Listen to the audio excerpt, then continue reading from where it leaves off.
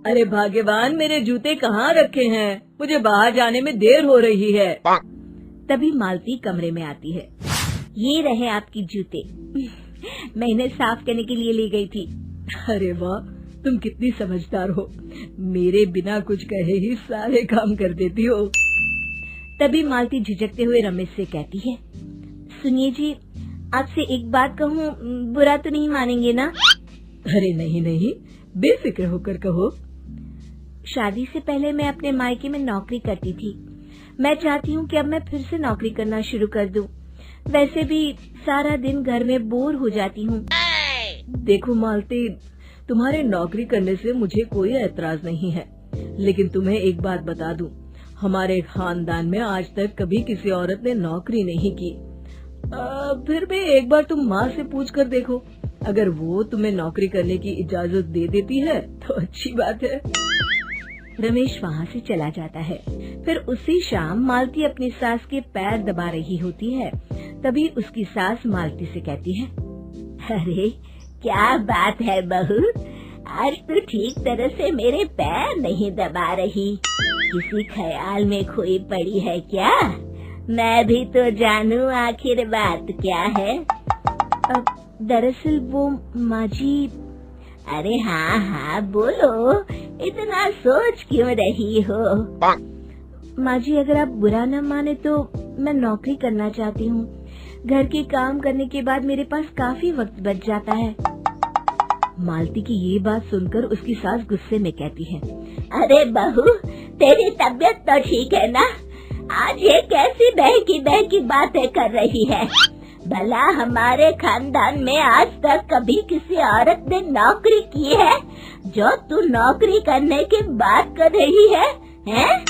अरे बहू, तू क्या रिश्तेदारी में हमारी नाक कटाना चाहती है? जितना जल्दी हो सके अपने दिमाग से नौकरी का भूत उतार दे, और अब जा, जल्दी से रसोई में जा, खाना बनाने का वक्त हो रहा है। मालती मन मार कर खाना पकाने के लिए रसोई घर में चली जाती है। अगले दिन, नमस्ते माँ जी, कैसी हैं आप? अरे आओ आओ दिवाकर बेटा, बैठो, मैं तुम्हारे लिए चाय मंगाती हूँ। बहू, जरा एक कप चाय तो लेती आना। फिर दिवाकर एक फाइल खोलकर मालती की सास के सामने रख देता है। ये देखिए माँ जी, ये है पिछले महीने का हिसाब और ये रहे मुनाफे के रुपए। एक बार हिसाब देख लीजिए और इन कागजों पर अपने दस्तखत कर दीजिए।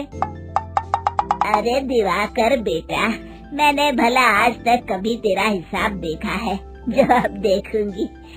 ला बता, कहाँ दस्तखत करूं?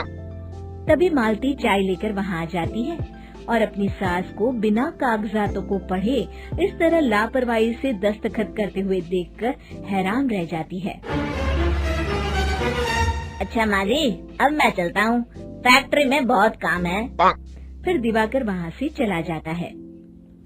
कुछ दिनों बाद मालती बाजार में कुछ सामान खरीद रही होती है। तभी एक बूढ़ा आदमी उसे आवाज देता है, अरे मालती बेटी, कैसी हो? मुझे पहचाना?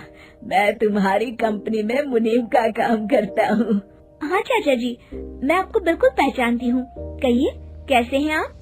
मैं तो ठीक हूँ।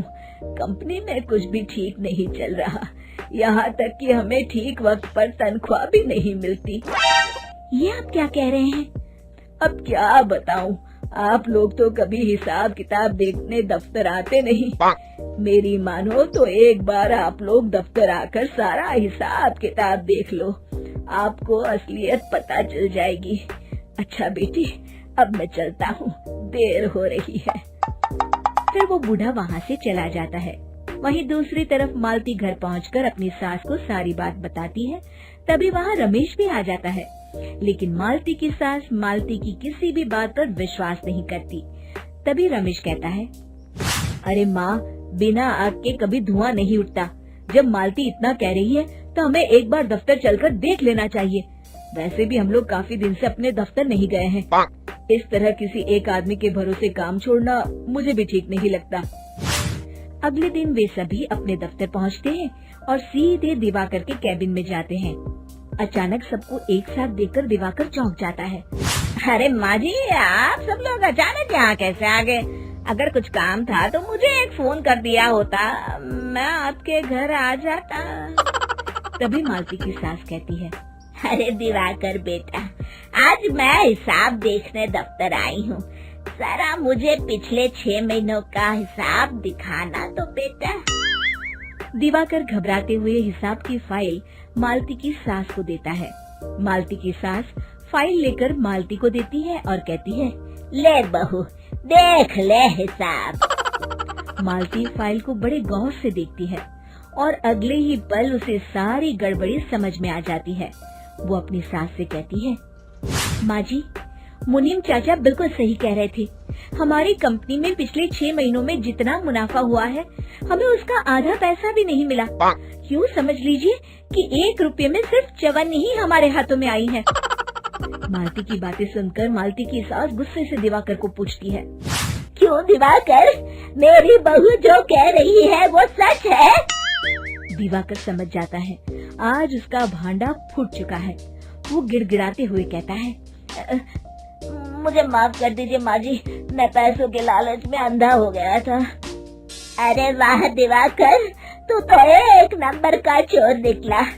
इतने दिनों से मैं तुझ पर आंख बंद करके भरोसा करती रही और तू मुझे ही चुना लगाता रहा।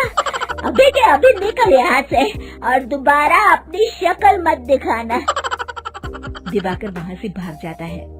मालती की सास मालती को शाबाशी देते हुए कहती है, बहू, आज मैं समझ गई कि पढ़ाई लिखाई हमारी जिंदगी में कितनी जरूरी है। मैं बहुत किस्मत वाली हूँ जो मुझे तुझ जैसी बहू मिली है। शिक्षा, पढ़ाई लिखाई का इस्तेमाल सही जगह करके हम दुनिया में बहुत कुछ बदल सकते हैं।